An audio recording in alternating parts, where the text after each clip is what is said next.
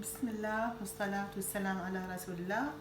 شلونكم حبايبي؟ يا رب الكل يكون بخير وصحة وعافية. ورجعت لكم اليوم فيديو جديد، هو طريقة كبس الفلفل الحار. جتني صاغة مال فلفل حار فقلت خلي استفاد منها، اكبسها واضمها تبقى سنة ما عليها شيء. فعندي هنا خلينا نقول كيلو ونص فلفل حار، تمام. وعندي هنا خل ابيض ومي، خل ابيض ومي. هاي كرفس وقعت، كرفساية وقعت من الثرو. زين حبايبي، وعندي هنا هذا الخل، خل تمر. ايش عندي هنا؟ خل تمر، شوية ربع كوب خل ابيض وشوية مي خففته. بسم الله الرحمن الرحيم، اللهم صل على سيدنا محمد. هاي الخطوة الأولى. اللهم صل على سيدنا محمد وآله وصحبه ومن والاه يوم الدين. لا إله إلا أنت سبحانك إني كنت من الظالمين. فهذا الخل خلطته ويا الخل الأبيض ومي شوية. هنا ايش عندي؟ عندي هنا ملح. بسم الله الرحمن الرحيم، اللهم صل على سيدنا محمد. هذا الملح حتى شنو أوديهن على النار، تمام. وهذا هنا شنو عندي؟ عندي ليمندوزي. الملح والليمندوزي يعني هو الملح ضروري. اللهم صل على سيدنا محمد وآله وصحبه ومن والاه اليوم الدين. هسه هنا أنا راح أوديه على النار وأرجع أشرح لكم الطريقة. ايش عندي هنا؟ عندي هاي الدبة مال الطرشي، كل مرة أسويها نشتري بيها أشياء جيلاتين، ما جيلاتين أحتفظ بيها. غسلتها بمي حار ورجعت خليت لها خل أبيض، عقمتها. هاي انتهى دورها هنا. ايش عندي هنا؟ عندي ثوم ثرمت، هنا شوية ملح وكرفس. هاي نص باقة كرفس. زين حبايب، الملح لا تخافون، خلوه حتى لا يخرب طرشي عندكم. أنا مسوية طرشي على حدا وشوية ليمندوزي،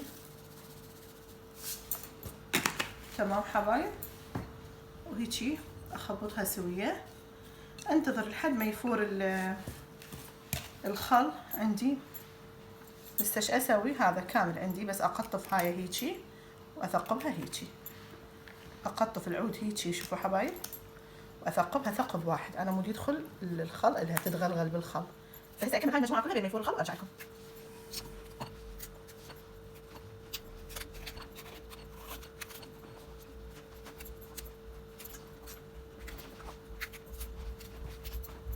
هسه بنات شوفوا ما شاء الله تبارك الرحمن، بدا يفور الخل عندي. باعوا هذا بحبات كرفس، انا مودي نكهها شويه بالفوره. بس ايش راح اسوي؟ راح ابدي انزل هذولي. بسم الله الرحمن الرحيم، اللهم صل على سيدنا محمد وعلى اله وصحبه ومن والاه ليوم الدين.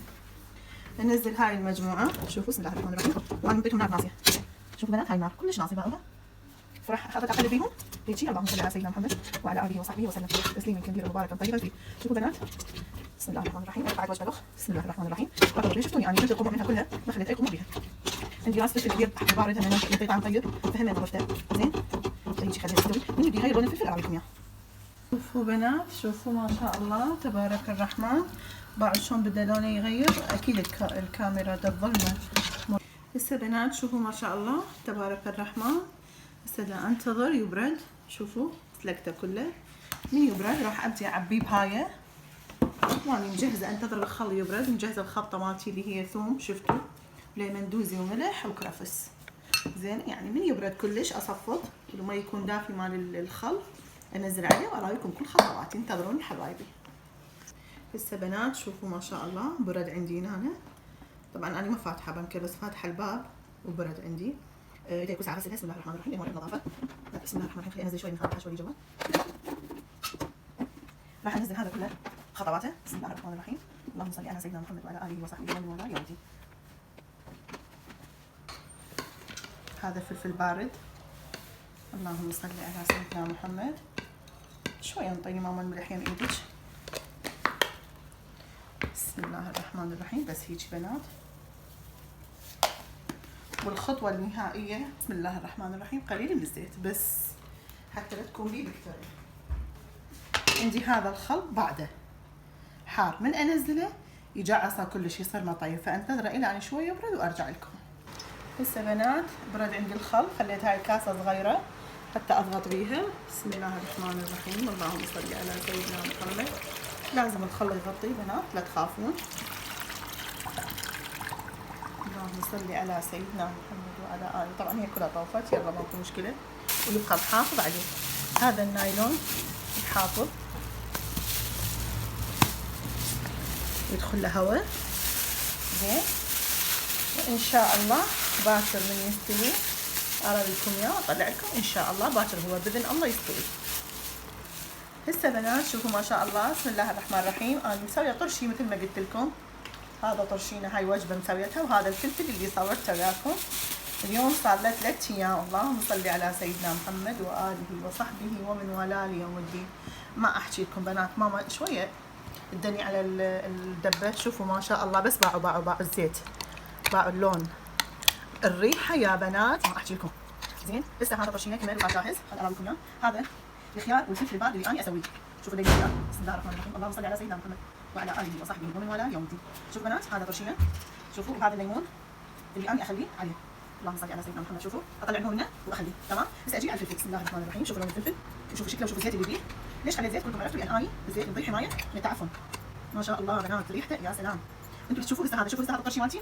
لما اكبس الفلفل افرغ عليه واحط له خل، اجيب من الطرشي خل يكون فيه ربع زيتون، فاخليه بهذا السطل ينطي هيك الوان. هسه هذا الفلفل ايش اسوي انا؟ ارجع عليه هنا ثاني يوم يصير لونه اصفر ومزيت ومرتب على حسب الاصول. هذا فلفلنا الحلو، هذا العفو هاي وقعت ارجع هسه. ولو اني ميز نظيف اخلي الطرشي هنا. شوفوا بنات ما شاء الله، فتمشي ايديكم نظيفه. شوفوا صار على موعده 3 ايام ضبط، 3 ايام زين.